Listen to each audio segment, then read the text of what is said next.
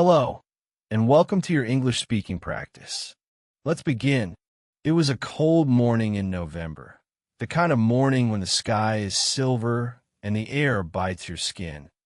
Ethan stood on the rooftop of a 10-story building. He looked down at the world that seemed to move without him. He had lost everything, his job, his home, and the people he loved, that he felt invisible, like no one would notice if he disappeared. Cars moved below, unaware of the man above.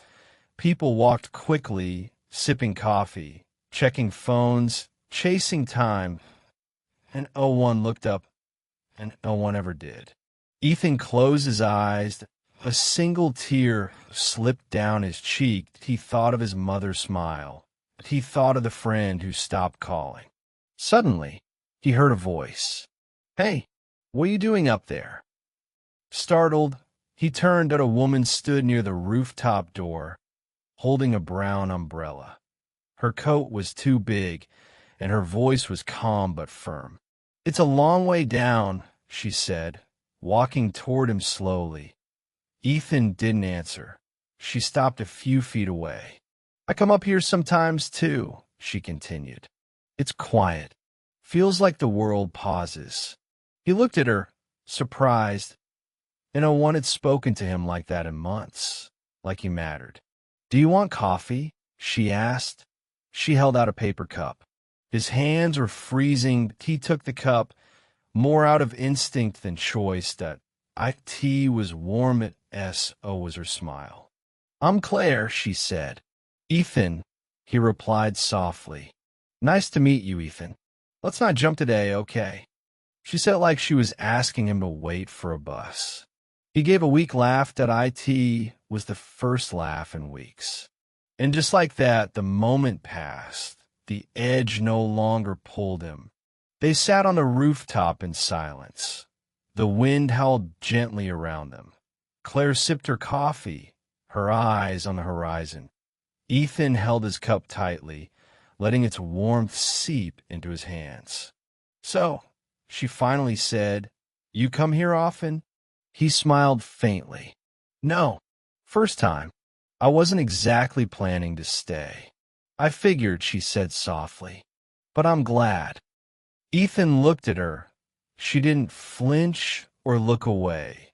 There was no pity in her expression, only understanding. "Why are you here?" he asked. Claire shrugged. "I come here when life gets heavy, when I need quiet, when I miss someone." "Who do you miss?" She paused, then said, "My brother. He died 2 years ago." Ethan looked down. "I'm sorry." "Thank you," she replied. "He was my best friend. And when he left, it felt like the world turned gray." Ethan nodded.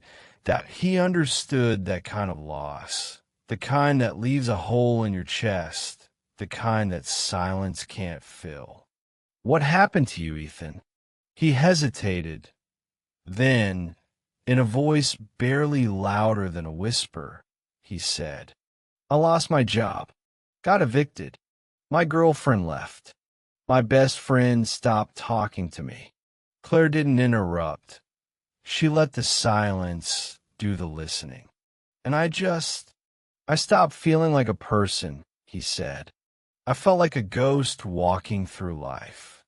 She nodded slowly. "That's why I sit up here too, to feel real again." They sat quietly, sharing their pain with the sky. Ethan looked at her and asked, "Why did you help me?" Claire smiled. "Because someone once did the same for me, and I promised I'd pass it on." They stood up together. The rooftop was no longer a place of ending. It felt like a beginning. Claire opened the heavy door and gestured for Ethan to go first. They walked down the narrow stairwell. Each step echoed slightly. The sound was steady, like a heartbeat. "So what now?" Ethan asked. His voice was steadier now. Claire smiled. "Now we start small. They reached the lobby. A man mopped the floor and nodded at them. Ethan nodded back. The IT felt strange to be seen. Outside, the city moved as always, fast and focused. But now Ethan saw it differently. Not like an outsider, but like someone slowly stepping back in. Claire handed him a folded card. This is the address of a group I go to. People talk, listen, heal. It helped me. Ethan took it and stared at the inked letters.